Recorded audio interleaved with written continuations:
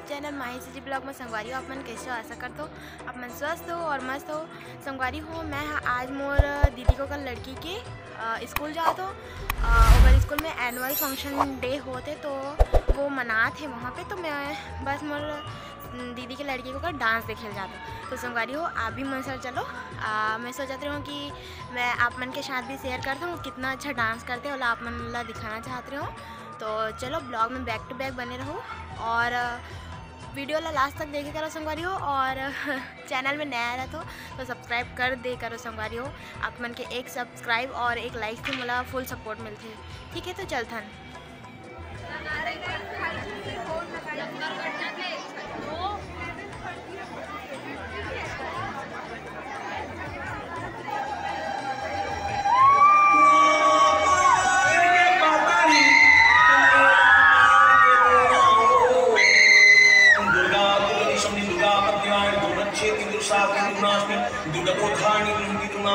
दुर्गम ज्ञान दातु दैलोकमाला दुर्गमा दुर्मानुका दुर्मा सुखी दुर्मार्पणा दुर्गम विद्या दुर्माष्टा दुर्गम ज्ञान संस्थाना दुर्गम ध्यान भास्मी दुर्मोहा दुर्गंगा दुर्मा सुखी दुर्मा सुसंत्री दुर्मायुधारिणी दुर्मांगी दुर्गमता दुर्गम्या दुर्मेश्वरी दुर्भीमा दुर्भामा दुर्भा दुर्धानी नामानि मास्तु दुर्गा नामः सर्वज्ञानतो भविष्यति न संशयः।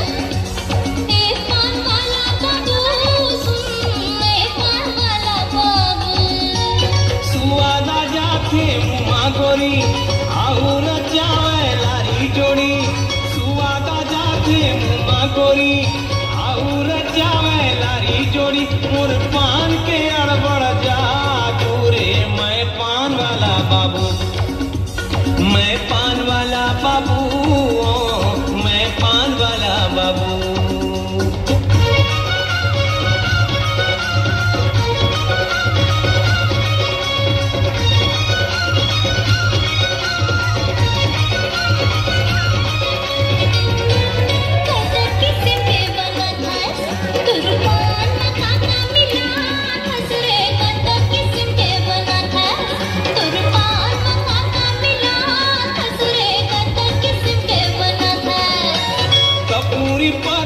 बंगलापति औने नहीं सके कन्हूरती कपूरी पति बंगलापति औने नहीं सके कन्हूरती मैं पान गजब के बना थोरे मैं पान वाला बाबू मैं पान वाला बाबू मैं पान वाला बाबू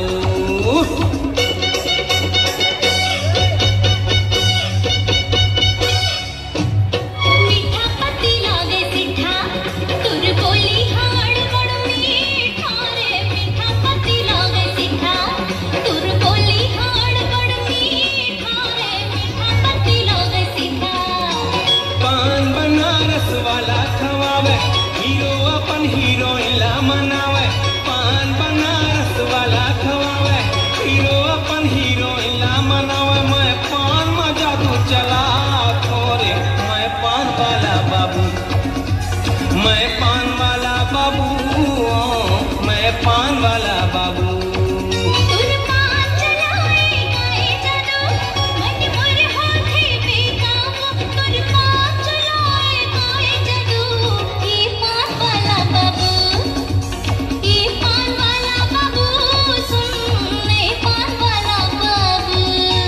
सुवादा जाते मुआ गोरी आऊ रचावे लारी जोड़ी सुवादा जाते मुआ गोरी जोड़ी मोर पान के अड़बड़ जा दूरे मैं पान वाला बाबू मैं पान वाला बाबू